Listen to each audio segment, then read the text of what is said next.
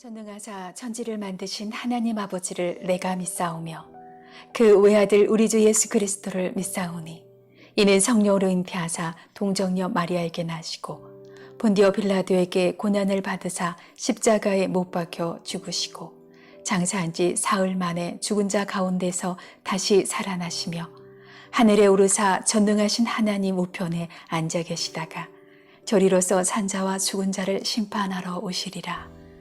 성령을 믿사오며 거룩한 공예와 성도가 서로 교통하는 것과 죄를 사하여 주시는 것과 몸이 다시 사는 것과 영원히 사는 것을 믿사옵나이다. 아멘.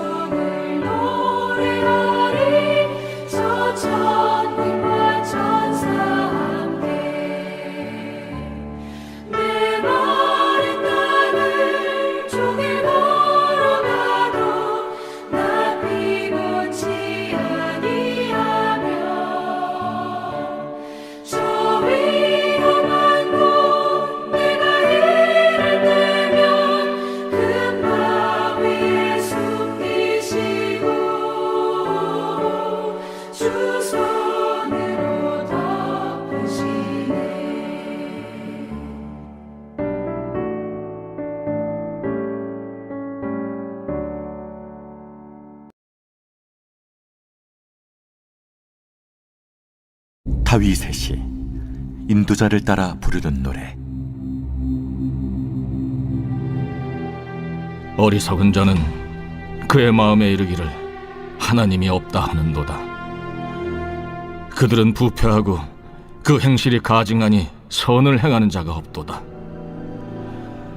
여호와께서 하늘에서 인생을 굽어 살피사 지각이 있어 하나님을 찾는 자가 있는가 보려 하신즉 다 치우쳐 함께 더러운 자가 되고 선을 행하는 자가 없으니 하나도 없도다. 죄악을 행하는 자는 다 무지하냐? 그들이 떡 먹듯이 내 백성을 먹으면서 여호와를 부르지 아니하는도다. 그러나 거기서 그들은 두려워하고 두려워하였으니 하나님이 의인의 세대에 계심이로다. 너희가 가난한 자의 계획을 부끄럽게 하나 오직 여호와는 그의 피난처가 되시도다. 이스라엘의 구원이 시온에서 나오기를 원하도다. 여호와께서 그의 백성을 포로된 곳에서 돌이키실 때 야곱이 즐거워하고 이스라엘이 기뻐하리로다.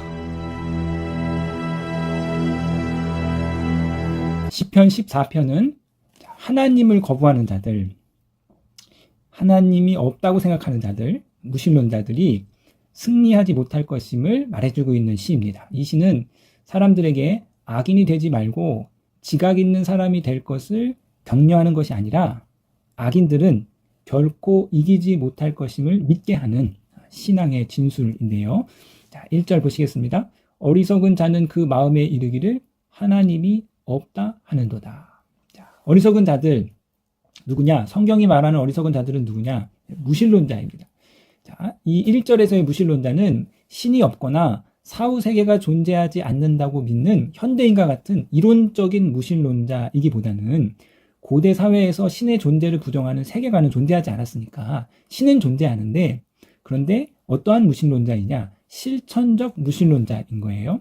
하나님, 신의 존재는 인정하나 하나님이 이 세상에서 활동하고 계심을 부정하는 거죠. 왜냐하면 이 세상은 하나님과 무관하게 자체적으로 잘 돌아가고 있는 것처럼 보이기 때문입니다. 왜냐하면 이 세상은 하나님이 부재하신 것처럼 보이기 때문인 거예요. 그러니까 하나님이 이 세상에 능동적으로 존재하지도 않고 실질적으로 어떠한 힘도 행사하지 않는다고 믿는 실천적인 무신론자들입니다.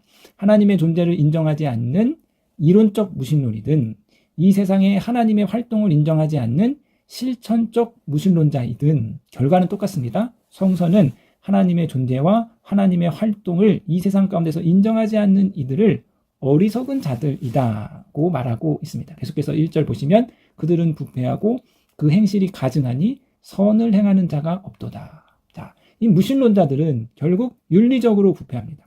하나님이 없다고 믿으니 당연히 하나님의 뜻과 상관없이 인간의 멋대로 자기 멋대로의 삶을 살아가는 것이죠. 2절 여호와께서 하늘에서 인생을 굽어 살피사 지각이 있어 하나님을 찾는 자가 있는가 보려 하신즉.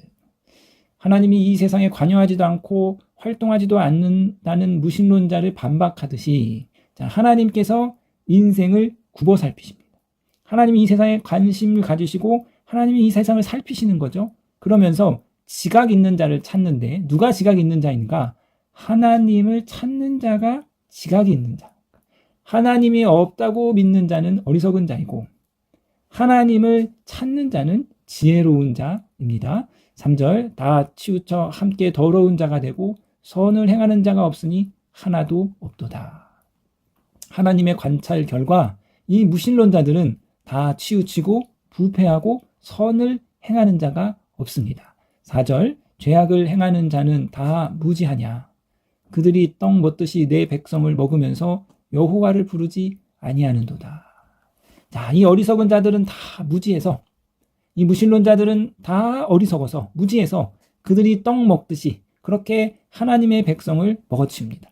하나님에 대해 무지해서 범죄를 행한 이 어리석은 자들에게 이제 하나님의 엄중한 심판이 임하는데요. 자, 5절 보시겠습니다. 그러나 거기서 그들은 두려워하고 두려워하였으니 하나님이 의인의 세대에 계심이로다. 재밌는 것이죠. 무신론자들이 두려워한다는 거예요. 신의 심판과 사후 세계를 믿지 않는 무신론자들이 도대체 무엇을 두려워하고 도대체 왜 두려워하는 것일까? 자, 무신론자 볼테르의 죽음은 아주 유명합니다. 목사님들 설교를 한번 들어보셨을 거예요. 자, 볼테르는 18세기 프랑스를 대표하는 작가로서 계몽 사상가이자 무신론자였습니다. 그는 평생 기독교와 성경을 부정했습니다. 성경이 거짓이라는 사실을 증명하면 기독교가 역사에서 사라질 것이고, 나 볼테르는 50년 안에 이 땅에서 기독교를 박멸할 수 있다라는 말을 했죠. 그는 파리 시내 한복판에 서서 하나님을 향해 욕을 퍼부으면서 하나님을 조롱했습니다. 만약 하나님이 살아있다면 이렇게 욕짓거리를 퍼붓는 나를 이 자리에서 쓰러뜨려 보십시오. 자, 그러나 그 인생의 최후는 처참했습니다. 그는 그의 어떤 문학적인 자질과 그가 갖고 있었던 무신론의 사상으로 많은 명성을 추구했지만 그의 마음속에는 평안이 없었습니다. 늘 불안했고 좌충우돌했고, 그는 한 곳에 정착하지 못하고 프랑스에서 영국으로, 독일로, 스위스로 그렇게 떠돌이 방황하는 인생을 살았는데, 볼테르의 임종을 지켜본 의사는 그의 최후를 이렇게 증언하고 있습니다. 볼테르는 임종을 맞이할 준비가 전혀 되지 않았습니다. 두려움과 공포 속에서 이렇게 울부짖었습니다. 의사 선생님, 만약 6개월만 내 생명을 연장시켜 주신다면 나의 전 재산을 주겠습니다. 나는 지옥으로 떨어지는구나. 나는 태어나지 말았어야 했다. 신의 존재도 인정하지 않고 사후세계도 인정하지 않는 무신론자가 정말 아이러니하게도 그 죽음을, 그 삶을 두려워한 것을 볼 수 있는 것이죠. 이것이 바로 무신론자들에게 임하는 하나님의 엄중한 심판, 두려움에 사로잡히는 삶의 근간, 우리 인간 안에 하나님으로만 채울 수 있는 그 공간, 어거스틴이 말한 그 공간을 채우지 못해서 그 삶 존재 자체가 두려움에 떨리는 것, 이것이 이제 무신론자들이 갖고 있는 하나님이 그들에게 내린 그 엄중한 심판인 거죠. 6절 보시겠습니다. 너희가 가난한 자의 계획을 부끄럽게 하나 오직 여호와는 그의 피난처가 되시도다. 악인들은 가난한 자를 부끄럽게 하나 하나님은 가난한 자의 피난처가 되십니다. 하나님은 이 세상의 강한 자들로부터 억압받는 약하고 가난하지만 신실한 이들과 함께 하십니다. 하나님은 가난한 자의 피난처가 되어 주십니다. 7절, 이스라엘의 구원이 시온에서 나오기를 원하는도다. 여호와께서 그의 백성을 포로된 곳에서 돌이키실 때에 야곱이 즐거워하고 이스라엘이 기뻐하리로다. 이 시온은요, 그 성전이 있는 산이죠. 하나님의 임재의 장소가 시온입니다. 하나님의 임재의 장소로부터 구원이 나오는 거죠. 하나님의 임재의 장소, 예배의 장소이고 기도의 장소이고 찬송의 장소입니다. 예배가 올려지고 찬송과 기도가 울려 퍼질 때 그곳에서 하나님의 구원이 시작됩니다.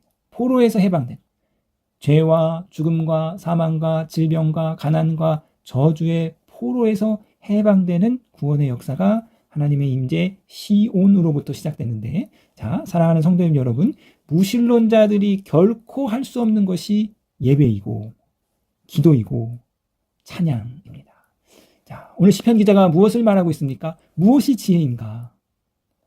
하나님을 찾는 것이 지혜이다. 더 정확하게 말하면 하나님이 부재하신 것처럼 보이는 이 세상 속에서도 하나님의 임재를 확신하고 하나님을 찾고 하나님을 구하는 것이 바로 인생의 지혜임을 오늘 우리 가운데 깨우쳐주고 있습니다.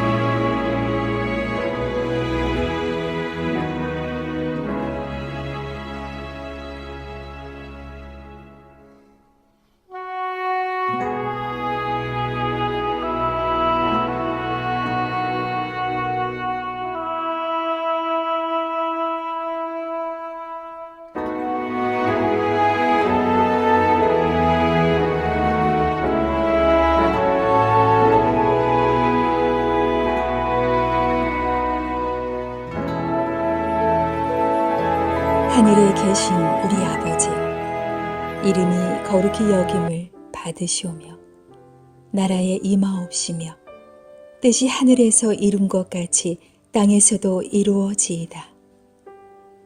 오늘날 우리에게 일용할 양식을 주옵시고 우리가 우리에게 죄 지은 자를 사하여 준 것 같이 우리 죄를 사하여 주옵시고 우리를 시험에 들게 하지 마옵시고 다만 악에서 구하옵소서. 대개 나라와 권세와 영광이 아버지께 영원히 있사옵나이다. 아멘.